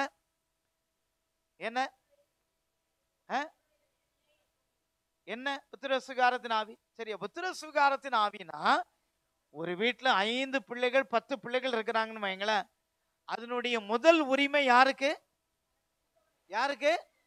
மூத்த பிள்ளைக்கு. அந்த மூத்த பிள்ளைக்கு தான் எல்லா உரிமையும் கொடுக்கப்படுகிறது. அந்த மூத்த பிள்ளைக்கு தான் எல்லா சுதந்திரமும் இருக்கிறது. அப்போ ஆண்டவருடைய பிள்ளையா மாறிட்டோம்னா ஆண்டவருடைய எல்லா ஆசீர்வாதமும் யாருக்கு வருகிறது? அவருடைய பிள்ளையா மாற்றப்பட்ட நமக்கு வருகிறது. கரங்களை உயர்த்தி அல்லேலூயா சொல்லலாமா? எத்தனை பேர் அந்த ஆசீர்வாதங்களை அனுபவிக்கிறோம், ஆசீர்வாதங்களை பெற்றிருக்கிறோம்? அப்ப ஆண்டவர் அவருடைய பிள்ளையா நம்ம மாற்றினபடினால புத்திர சுவிகாரத்தின் ஆவியை கர்த்தர் நமக்கு தந்திருக்கிறார். அல்லேலூயா. அப்போ என்னன்னா, அவரை அப்பா பிதாவே என்று அழைக்கிற ஒரு உரிமையை கர்த்தர் நமக்கு தந்திருக்கிறார். ஒரு அல்லேலூயா சொல்லலாமா? அல்லேலூயா. அப்போ அப்பான்னு நம்ம அழைச்சிட்டோம்னா அவருக்குரிய எல்லா உரிமையும் நமக்கு வந்து விடுகிறது. அல்லேலூயா, அல்லேலூயா. அப்ப நான் சொல்றேன், அதான் ஒரு வீட்டுல, சரியா, நம்ம ஒரு வீட்டுக்கு போறோம், அந்த வீட்டுல ஒரு தம்பி இருக்கிறான், அவங்க வீடு அது. ஆனா அந்த வீட்டுல எல்லா இடத்துக்கும் போறதுக்கு உரிமை யாருக்கு இருக்கு? யாருக்கு இருக்கு? அந்த தம்பிக்கு இருக்கு. நம்ம போனா எங்கதான் இருக்க முடியும்? ஒண்ணு வராண்டால இருக்க முடியும், இல்ல ஹால் வரைக்கும் இருக்க முடியும், சரியா. சிலர் கிச்சன் வரைக்கும் என்ன செய்வாங்க, நம்மளை கூட்டிட்டு போவாங்க, அப்படிதானே. ஆனா அப்பா என்று உரிமை பெற்றாச்சுன்னா அந்த சகல அதிகாரமும் யாருக்கு கிடைக்கிறது? நமக்கு கிடைக்கிறது. கரங்களை உயர்த்தி வர இல்லையா சொல்லலாம். அந்த சகல உரிமையையும் கர்த்தர் நமக்கு தருகிறார். அப்ப பாருங்க, பிதாவின் சித்தத்தின்படியே நம்மை அவர் கிறிஸ்து இயேசுவின் மூலமாக நமக்கு புத்திர சுவிகாரம் ஆகும்படியான என்ன செய்திருக்கிறாரா? முன் குறித்து இருக்கிறார். இல்லையா சொல்லலாமா? அப்ப இன்னைக்கு ஆண்டவருடைய பிள்ளையா நம்ம மாறி இருக்கிறோம்னா அவர் என்னைக்கோ ஒரு நாள் நம்மளை முன்குறிச்சுட்டாருங்க. கரங்களை உயர்த்தி ஒரு இல்லையா சொல்லலாமா? அப்ப அவர் முன்குறித்த அந்த முன்குறிப்பை நம்ம விட்டு விலகிடக்கூடாது, அதை அசட்டை பண்ணி விடக்கூடாது. ஆண்டவரே, நீர் என்னை தெரிந்தெடுத்திருக்கிறீர், நீர் என்னை உம்முடைய புத்திர சுவிகாரத்தின் ஆவி எனக்கு தந்திருக்கிறீர், உம்முடைய பிள்ளையா என்னை மாற்றி இருக்கிறேன் என்று சொல்லி அவர் நமக்கு தந்த உரிமையை நாம் விட்டு விடக்கூடாது. 7வது வசனத்துல வாசிக்கிறோம், அவர் கிருபையின் ஐஸ்வர்யத்தின்படி அவருடைய இரத்தத்தினாலே பாவ மன்னிப்பாகிய மீட்பை நமக்கு தந்திருக்கிறார். அல்லேலூயா சொல்லலாமா? அல்லேலூயா. இப்ப நாம என்ன, எப்படிப்பட்ட பிள்ளைகள்? மீட்கப்பட்டவர்கள். என்ன, எப்படிப்பட்டவர்கள்?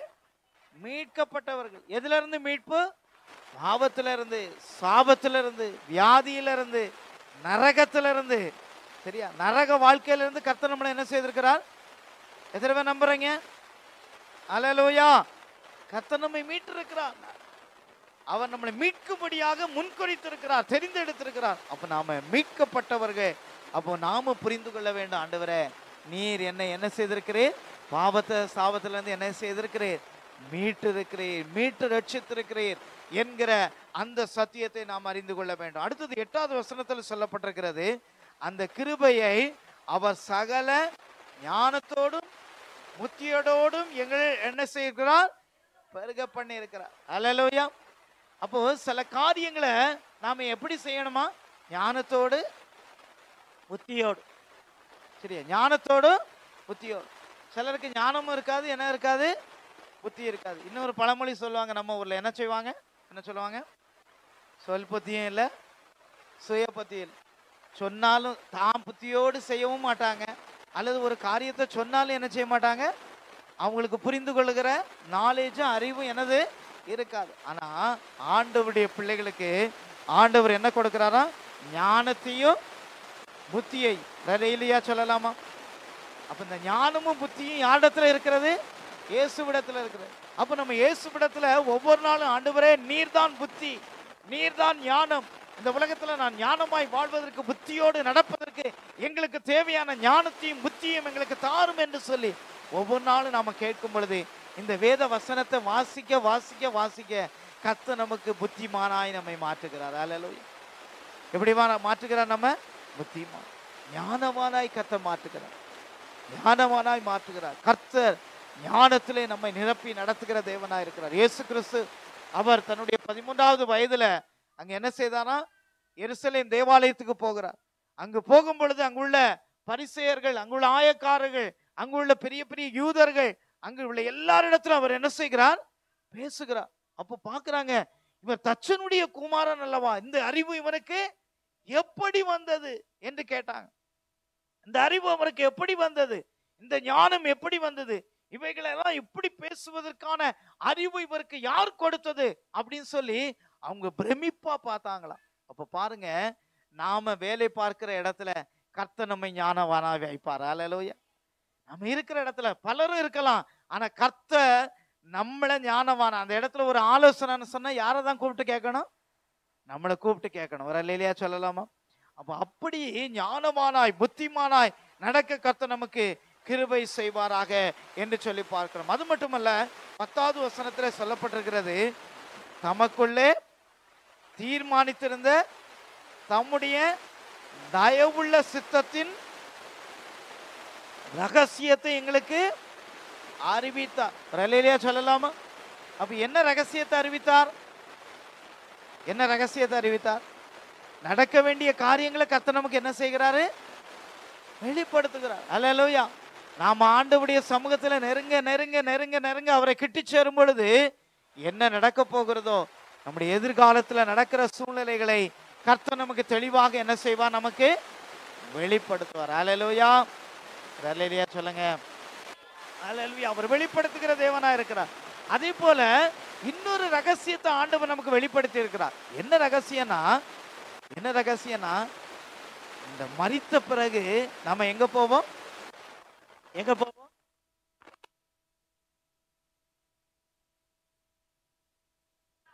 வெளியே இருக்கிறவங்க எல்லாம் ஒரு அல்லேலூயா சொல்லலாமா? அல்லேலூயா. அப்ப நமக்கு ஒரு நிச்சயம் இருக்கிறது. என்ன நிச்சயம்? இந்த மரணத்துக்கு பிறகு நான் எங்க இருப்பேன்? பரலோகத்துல இருப்பேன். பரலோக வாழ்க்கை, அது ஒரு நித்திய வாழ்க்கை. அப்ப அந்த நித்திய வாழ்க்கைக்கு நான் போவேன் என்கிற வெளிப்படுத்தல கர்த்தர் நமக்கு என்ன செய்திருக்கிறார்? தந்திருக்கிறார். எத்தனை பேருக்கு அந்த நிச்சயம் இருக்கிறது? அல்லேலூயா. அப்ப ஆண்டவருடைய பிள்ளைகள் மரிக்கிற தருவாயிலையும் ஆண்டவர் அறியாத ஒரு மக்கள் மரிக்கிற தருவாயின்னு நீங்க ரெண்டு சூழ்நிலையில் நீங்க இருந்து பார்த்தீங்கன்னா, ஆண்டவருடைய ஜனங்கள் மரிக்கும் பொழுது சந்தோஷமா அவங்க முக மலர்ச்சியோடு கூட மரிப்பாங்க. அல்லேலூயா. ஏன்னா அவங்களுக்கு ஒரு நிச்சயம் இருக்கிறது. நான் மரித்த பிறகு நித்தியமா யாரோடு வாழ்வேன்? தேவனோடு வாழ்வேன் என்கிற நிச்சயம். ஆனா உலக மக்களுக்கு அப்படிப்பட்ட என்ன இருக்காது? காரணம் என்ன? நான் தெரியுமா தெரியாதா? பல பேருக்கு இன்னைக்கு தெரியாது. அப்போ ஆண்டவர் அப்படிப்பட்ட ஒரு நிச்சயத்தை நமக்கு தந்திருக்கிறார் என்று நாம் பார்க்க முடியும். அடுத்தது ஆண்டவர் என்ன செய்திருக்கிறார் என்று சொன்னால், இன்னொரு வசனத்தை வாசிங்களேன். அவர் நமக்கு என்ன செய்திருக்கிறார்? 13வது வசனம் வாசிங்க. நீங்களும் உங்கள் ரட்சிப்பின் சுவிசேஷமாகிய சத்திய வசனத்தை கேட்டு விசுவாசிகளான போது வாக்குத்தத்தம் பண்ணப்பட்ட பரிசுத்த ஆவியினால் அவருக்குள் முத்திரை போடப்பட்டிருக்கிறீர்கள். வரலையா சொல்லலாமா? அல்லேலூயா. அப்ப யாரால நம்ம முத்திரை போடப்பட்டிருக்கோம்? பரிசுத்த ஆவியானவர். அப்ப பரிசுத்த ஆவியை பெற்றுக்கொண்ட பிள்ளைகள் அவங்களுடைய நெத்தியில ஆண்டவருடைய இரத்தத்தினால என்ன செய்கிறார்? ஒரு முத்திரைய போட்டிருக்கிறார். அல்லேலூயா. அப்ப நம்ம முத்திரை போடப்பட்டவர்கள். நாம என்ன செய்யணும்? பரலோகத்திற்கு பாக்கியவான்கள் என்கிற ஒரு முத்திரை. சரியா? அப்போ சில மாடு அப்படியே என்ன செய்யும்? ஆடு மாடெல்லாம் அப்படியே என்ன செய்யும்? ரோட்ல நடந்து போயிட்டே இருக்கும். அப்போ சிலர் பார்க்கும்போது இது அனாதையா போதா அப்படின்னு காதுல பார்த்தாச்சுன்னா என்ன இருக்கும்?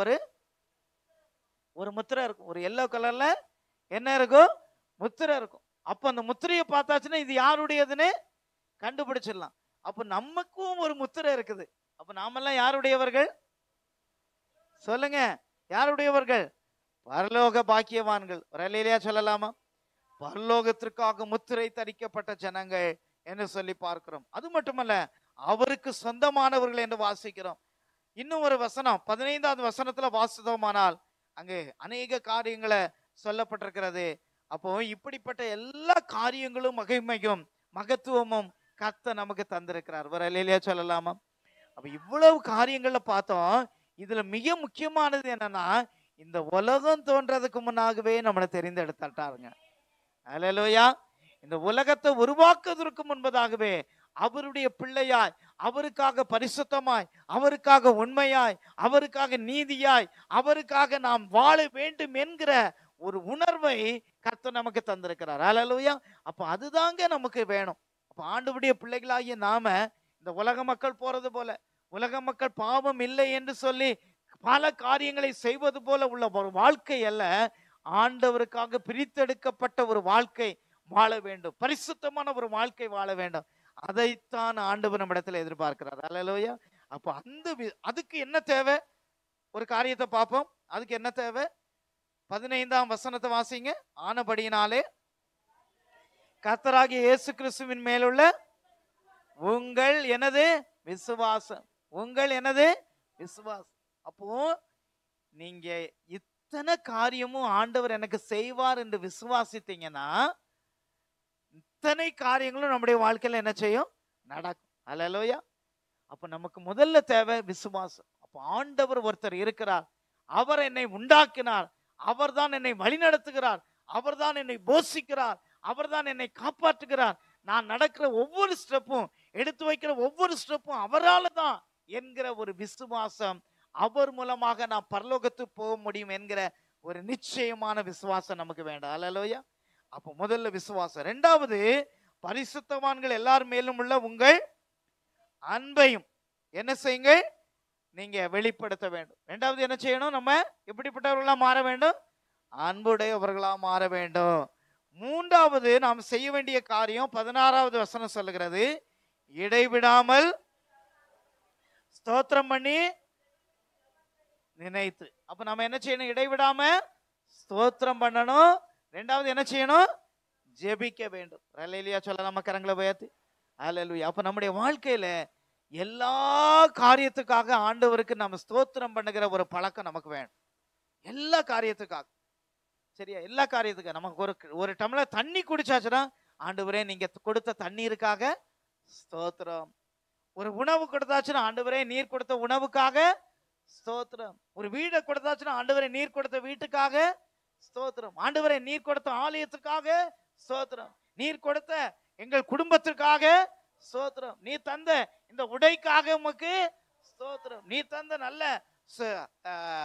சுகமான இந்த கிளைமேட்டுக்காக உமக்கு ஸ்தோத்திரம். இப்ப பாருங்க, இந்தியாவிலே நம்பர் 1 இருந்துச்சு மதுரை, சரியா. ஒரு 4-5 நாட்கள் இந்தியாவில் நம்பர் 1 வெயில் இங்க தான், மதுரை தான், சரியா. ஜோக்கெல்லாம் போட்டிருந்தாங்க, மதுரை மட்டும் எதுக்கு பக்கத்துல இருக்கு, சூரியனுக்கு பக்கத்துல இருக்குதுலாம் ஜோக்கெல்லாம் போட்டிருந்தாங்க. அந்த மாதிரி தான் இருந்துச்சு.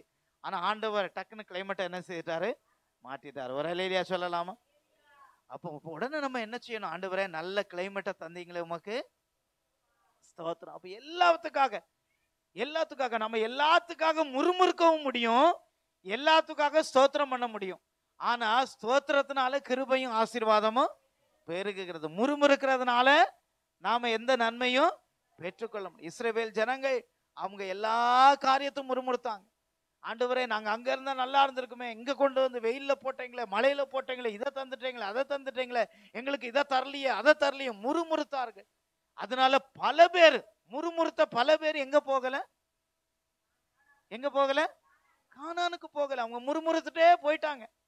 அவங்க எல்லாத்தையும் வனாந்திரத்துல கொன்ன பிறகுதான் ஆண்டவர் மீதி உள்ள ஜனங்களை எங்க கொண்டு போனாரு, கானானுக்கு கொண்டு போனார். அப்போ நம்ம முறுமுறுத்தோமானால் நாம நன்மையை பெற்றுக்கொள்ள முடியாது. அப்ப எதுக்குனாலும் ஆண்டவர் இந்த பிரச்சனை வந்துச்சா, அதுக்கு உங்களுக்கு ஸ்தோத்திரம், இந்த காரியத்துக்காக ஸ்தோத்திரம், இப்படி செய்தீங்களே அதுக்காக ஸ்தோத்திரம், இந்த நன்மைக்காக ஸ்தோத்திரம். அப்ப எல்லாவற்றுக்காக நாம் என்ன பண்ண வேண்டும், ஸ்தோத்திரம் செலுத்த வேண்டும். அடுத்தது எப்படி ஜெபம் பண்ணணுமா, இடைவிடாமல். அல்லேலூயா. இடைவிடாமல் ஸ்தோத்திரம் பண்ணணும், இடைவிடாமல் என்ன செய்யணும், ஜெபம் பண்ணணும். அப்ப நம்ம ஒவ்வொரு நாளிலும் ஒரு 15 நிமிடம் கூட நம்ம ஜெபம் பண்ணாட்டா நாம யாரு கிடையாது, கிறிஸ்தவர்கள் கிடையாது, ஏசப்பாவுடைய பிள்ளை கிடையாது. ஒரு 15 நிமிடம் கூட, ஒரு நாளைக்கு 24 மணி நேரம் இருக்குது. 24 மணி நேரத்துல எத்தனை கால் மணி நேரம் இருக்கு, யாரு கணக்கு டக்குன்னு சொல்ல முடியும்? 24 மணி நேரத்துல எத்தனை கால் மணி நேரம் இருக்கு? 24 4 பெருக்குன்னா எத்தனை? 96 கால் மணி நேரம் இருக்கு. 96 கால் மணி நேரம் இருக்கு. அப்போ நம்ம கால் மணி நேரம் வச்சு நினைச்சோம்னா 96 முறை ஜெபம் பண்ணலாம். அப்படி ஜெபம் பண்ண வேண்டாம். தூங்கணும், வேலை செய்யணும், நம்முடைய கடமைகளை செய்யணும், எல்லாத்தையும் 96 கால் மணி நேரத்துல ஒரு கால் மணி நேரம் கூட ஜெபம் பண்ணாட்டா நாம எப்படிப்பட்டவர்கள்? ஆனா வேதம் என்ன சொல்கிறது, எவ்வளவு நேரம் ஜெபம் பண்ணணும்னு? 1 மணி நேரமாவது ஜெபம் பண்ணக்கூடாது. சரியா? எவ்வளவு நேரம்? 1 மணி நேரமாவது. 1 மணி நேரம் ஜெபம் பண்றவங்க உண்மையாகவே ஆசீர்வதிக்கப்பட்ட ஜெபங்க, ஆசீர்வதிக்கப்பட்டவர்கள் 1 மணி நேரமாவது. அப்போ குறைஞ்சது ஒரு கால் மணி நேரம், காலையில, மத்தியானம் கால் மணி நேரம், சாயந்தரம் கால் மணி நேரம் நாம ஜெபத்துல தரித்திருக்க வேண்டும். அப்ப தரித்திருப்பது நமக்கு ஆசீர்வாதம். அடுத்தது 17வது வசனம் சொல்லுகிறது. 17வது வசனத்தை வாசிங்க. நம்முடைய கர்த்தராகிய இயேசு கிறிஸ்துவின் தேவனும் மகிமையின் பிதாவுமானவர் தம்மை நீங்கள் அறிந்து கொள்வதற்கான ஞானத்தையும் தெளிவையும் அளிக்கிற ஆவியை உங்களுக்கு தந்தரல வேண்டும் என்று. அல்லேலூயா. அப்ப நமக்கு என்ன ஆவி வேணும்? தெளிந்த புத்தியுள்ள ஆவி, ஞானத்தையும் தெளிவையும் சரியா அழிக்கிற ஆவி. அப்போ ஒவ்வொரு நாளிலும் நம்ம ஆவியில நிறைஞ்சு, நம்ம ஆண்டவரே பரிசுத்த ஆவியில நிறைஞ்சு இந்த நாளில் எனக்கு தேவையான ஞானத்தை, கிருபைகளை, அபிஷேகத்தை தாங்க அப்படின்னு நாம் ஜெபிப்போமானால் அப்படிப்பட்ட ஆவியையும் பலனையும் ஆண்டவர் நமக்கு தந்து 19வது வசனம் சொல்லுகிறது, மேன்மையான மகத்துவமான என்னது என்று நீங்கள் அறியும்படிக்கு அவர் உங்களுக்கு பிரகாசமுள்ள மனக்கண்களை கொடுக்க வேண்டும். அல்லேலூயா. என்ன கண்ணை கொடுக்கணும்? மனக்கண்கள். இப்போ நமக்கு எல்லாருக்கும் கண்ணு இருக்கு, நம்ம திறந்து பார்க்கிறோம். ஆனா உள்ள ஒரு கண்ணு இருக்கு. அல்லேலூயா. அது யாராவது பார்க்கக்கூடிய கண்கள்? ஆண்டவரை பார்க்கக்கூடிய கண், சத்தியத்தை பார்க்கக்கூடிய கண்கள், உண்மையை பார்க்கக்கூடிய கண்கள், விசுவாசத்துல நடக்கிற கண்கள். அப்போ அப்படிப்பட்ட கண்களை ஆண்டவர் நமக்கு தரும்படியாய் நாம் ஜெபிப்போம். அப்போ அப்படி ஜெபிப்போமானால் அவர் நமக்கு என்ன செய்வார்? தந்தருளுவார். 23வது வசனத்தை வாசிங்க. எல்லாவற்றையும் எல்லாவற்றாலும் நிரப்பக்கூடிய நிறைவான சரீரமான சபைக்கு அவரை எல்லாவற்றுக்கும் மேலாக தலையாக தந்தருளினார். அல்லேலூயா. அல்லேலூயா சொல்லலாமா? பிதா ஆண்டவராகிய இயேசு கிறிஸ்துவை சபைக்கு தலையாக தந்தருளினார். அல்லேலூயா. அப்போ ஆண்டவர் இன்றைக்கு நமக்கு தலையாக இருக்கிறார். அவர் நமக்கு எல்லாவற்றுக்கும் எல்லாமாக இருக்கிறார். அவரை நாம் முன்வைக்கும் பொழுது, அவரை நம்பும் பொழுது, அவரை விசுவாசிக்கும் பொழுது எல்லாவற்றாலும் நாம் நிரப்பப்படுவோம். இப்படிப்பட்ட சத்தியத்தை கர்த்தர் நமக்கு தந்து நடத்துவாராக. அல்லேலூயா. அப்ப நாம் யார்? ஆண்டவரால் முத்திரை போடப்பட்ட அவருக்கு சொந்தமானவர். ஒரு அல்லேலூயா சொல்லலாமா? அவங்க இருந்து போகும்பொழுது நம்ம எப்படி போனோம்? நான் ஆண்டவருடைய பிள்ளை, நான் அவருக்கு சொந்தம். அல்லேலூயா. அப்ப அவருக்கு சொந்தமானவர்களாய் கர்த்தர் நம்மை தெரிந்தெடுத்திருக்கிறார். அவருடைய பிள்ளைகளாய் வாழ கர்த்தர் நமக்கு கிருபை தந்திருக்கிறார். நாம இடைவிடாமல் ஜெபிப்போம், இடைவிடாமல் ஸ்தோத்திரம் பண்ணுவோம். ஆண்டவருடைய சமூகத்துல விசுவாசத்தை நாம அதிகரிக்க செய்வோம். அன்பை என்ன பெருக பண்ணுவோம். ஆண்டவருக்குள்ள நாம வளரும் பொழுது இத்தனை நிறைவான ஆசீர்வாதங்களும் நம்முடைய வாழ்க்கையில நிறைவாய் கர்த்தர் நம்மை தந்து நடத்துவாராக. அல்லேலூயா. முடிந்தவர்கள் முழங்கால் படிடுங்க, அல்லது எழுந்து நிற்க முடிந்தா எழுந்து நிற்க. நாம் ஜெபம் பண்ண போகிறோம். அல்லேலூயா. அல்லேலூயா. அல்லேலூயா. ஸ்தோத்திரம் ஆண்டவரே. இயேசுவே உமக்கு நன்றி ஆண்டவரே. நம்ம கேட்ட வார்த்தையின்படி அல்லேலூயா. அல்லேலூயா. ஸ்தோத்திரம் ஆண்டவரே. துதிக்கிறோம் துதிக்கிறோம் துதிக்கிறோம் துதிக்கிறோம் ஆண்டவரே. அப்பா பிதாவே, அன்பான தேவா, அருமை இரட்சகரே,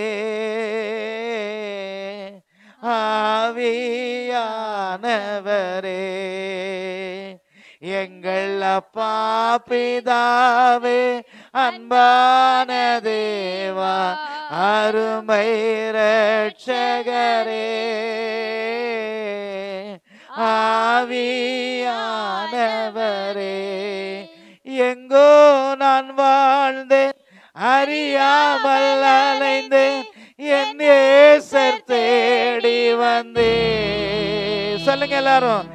எங்கோ நான் வாழ்ந்தேன், அறியாமல் அலைந்தேன், என் நேசர் தேடி வந்தேன்.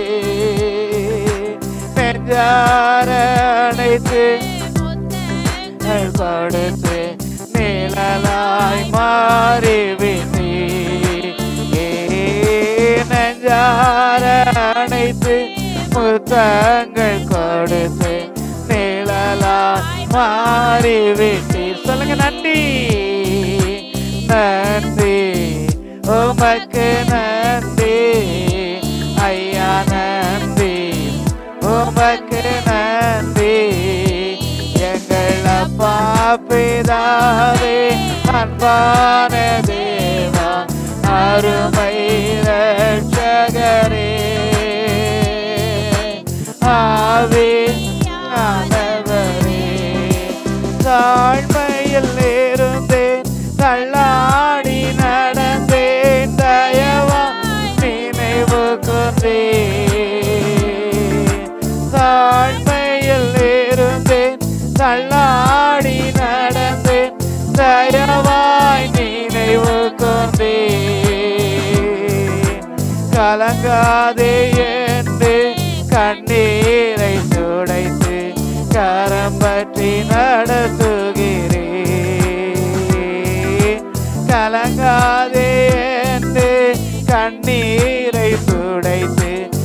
கரம் பற்றி நடத்துகிறீர். நன்றி உமக்கு நன்றி ஐயா, நன்றி உமக்கு நன்றி எங்கள் அப்பா பிதாவே. ஆமென். அருமை இரட்சகரே, ஆவியானவரே, எங்கள் அப்பா பிதாவே, அன்பான தேவா, அருமை இரட்சகரே, ஆவியானவரே. அல்லேலூயா. எல்லா கரங்களை உயர்த்தி ஆண்டவரே, உம்முடைய ஆண்டவரே அப்பா பிதாவே என்று அழைக்கிற புத்திர சுயாரத்தின் ஆவியை தந்திருக்கிறேன். ஆண்டவரே, எங்களை எதற்காக தெரிந்தெடுத்திருக்கிறீர் என்பதை, ஆண்டவரே நாங்கள் யார் என்பதை, ஆண்டவரே ஸ்தோத்திரம் ஆண்டவரே, இந்த நாளில் அறிந்து கொள்ள கர்த்தர் கிருபை செய்தீரே. ஆண்டவரே துதிக்கிறோம் அப்பா. எங்களை முழுவதுமாய் உம்முடைய கரம் பிடித்து நடத்துங்க ஆண்டவரே. கேளுங்க, உம்முடைய கரம் பிடித்து நடத்துங்க ஆண்டவரே. செம்மையான வழியில நடத்துங்க ஆண்டவரே. ஆவிக்குரிய மனக்கண்களை எங்களுக்கு திறந்து ஆண்டவரே சத்தியத்திலும் பரிசுத்தத்திலும் நீதியிலும் ஆண்டவரே உங்களுக்கு சாட்சியாய் வாழ எங்களுக்கு வழி நடத்துங்க ஆண்டவரே. உம்முடைய வல்லமுள்ள கரமங்களை தாங்கி நடத்தட்டும் ஆண்டவரே. இயேசுவே, நீர் எங்க கூட இருந்து நடத்துங்க. உடைய பிரசன்னத்தை அனுபவிக்க, உடைய வல்லமை அனுபவிக்க, இன்னும் நாங்கள் ஆண்டவரே சத்தியத்துல வளர, சாட்சியாய் மாற கர்த்தர் எங்களுக்கு நீர் கிருபை தந்து நடத்தும்படியா ஜெபிக்கிறோம் ஆண்டவரே. அல்லேலூயா. இறுதியாக நகரத்தில் ஜெபிக்கும்படியாக ஸ்தோத்திரம் ஆண்டவரே. Thank you Jesus. ஸ்தோத்திரம் ஸ்தோத்திரம் ஸ்தோத்திரம் ஸ்தோத்திரம் அப்பா. Thank you Jesus. ஸ்தோத்திரம் ஆண்டவரே. அல்லேலூயா. ஸ்தோத்திரம் ஸ்தோத்திரம் ஆண்டவரே. ஸ்தோத்திரம் ஆண்டவரே. ஸ்தோத்திரம் அப்பா. Thank you thank you thank you Jesus. ஸ்தோத்திரம் ஆண்டவரே. ஸ்தோத்திரம் ஸ்தோத்திரம் ஸ்தோத்திரம் ஆண்டவரே. அல்லேலூயா. ஸ்தோத்திரம் ஆண்டவரே.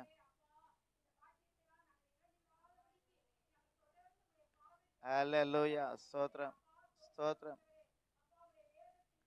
ஸ்தோத்திரம் ஆண்டவரே. ஸ்தோத்திரம் ஆண்டவரே. ஸ்தோத்திரம் ஆண்டவரே. ஸ்தோத்திரம் ஸ்தோத்திரம். ஆமென் ஆமென். நம்முடைய கர்த்தராகிய இயேசு கிறிஸ்துவின் கிருபை, பிதாவாகிய தேவனுடைய அன்பு, பரிசுத்த ஆவியானவருடைய அந்யோன்ய ஐக்கியம், சிநேகம், சமாதானம் என்றும் என்றும் சதா காலங்கள் நம் அனைவரோடு கூட இருப்பதாக. ஆமென். எல்லாரும் சேர்ந்து சொல்ல, என் ஆத்துமாவே கர்த்தரை ஸ்தோத்திரி, என் முழு உள்ளமுடைய பரிசுத்த நாமத்தை ஸ்தோத்திரி. என் ஆத்துமாவே கர்த்தரை ஸ்தோத்திரி, கர்த்தர் செய்த சகல வாழி மறவாதே. ஆமென் ஆமென். அல்லேலூயா.